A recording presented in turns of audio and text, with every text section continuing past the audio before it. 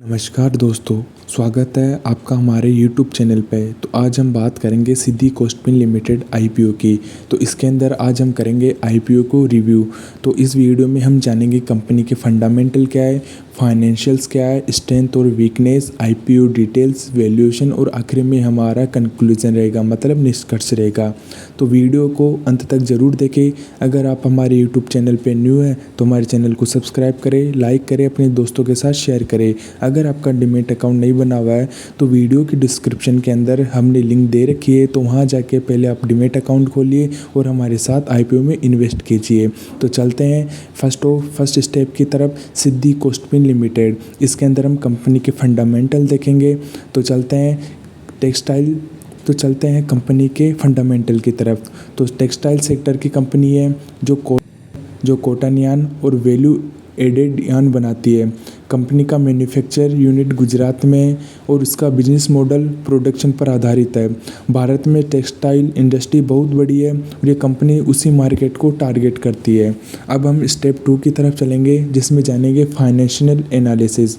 अब बात करते हैं फाइनेंशियल एनालिसिस की। तो कंपनी का रिवेन्यू फाइनेंशियल ईयर 2023 में करीब 200 करोड़ था, जो फाइनेंशियल ईयर 2024 में फाइनेंशियल ईयर 25 में बात करें तो 724 करोड़ हो गया।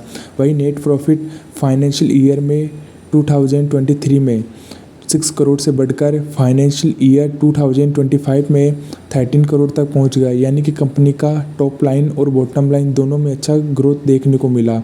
आरओई लगभग 17% है और आरओसी करीब 15% है, लेकिन ईबीआईडीटीए मार्जिन केवल 4 से 5% के बीच है। इसके अलावा कंपनी पर लगभग 67 करोड़ का कर्ज भी है।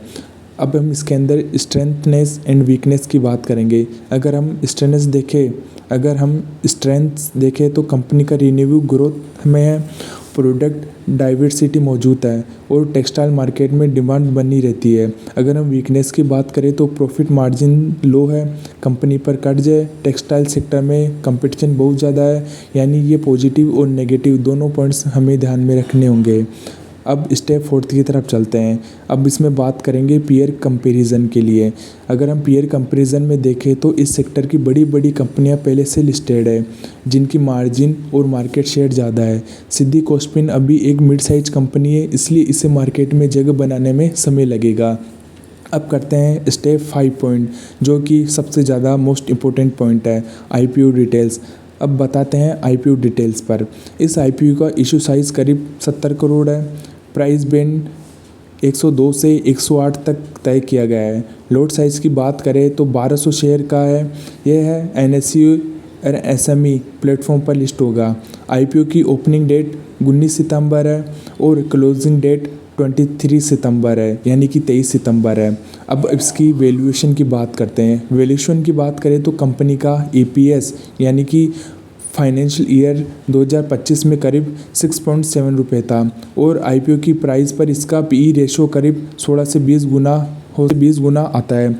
अगर पीबी रेशो लगभग 2.6 है, यानी प्राइसिंग थोड़ी प्रीमियम है, लेकिन ग्रोथ दिख रही है, इसलिए इसे बैलेंस कहा जा सकता है।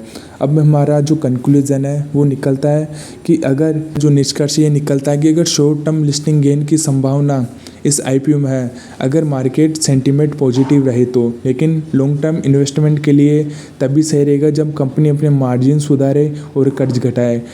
लेकिन अगर हम रिस्क की बात करें तो रिस्क लेने वाले निवेशक अब इसमें हाथ आजमा सकते हैं, लेकिन कंजर्वेशन निवेशक में थोड़ा इंतजार रहेगा। अगर हम इसके आउटडोर की बात करें तो दोस्तों, यह था सिद्धि कोस्टपिन लिमिटेड आईपीओ का रिव्यू। अगर वीडियो पसंद आए तो लाइक और शेयर करें और चैनल को सब्सक्राइब करें ना भूलें। और आपको ऐसे ही आईपीओ रिव्यू समय पर मिलते रहेंगे। धन्यवाद।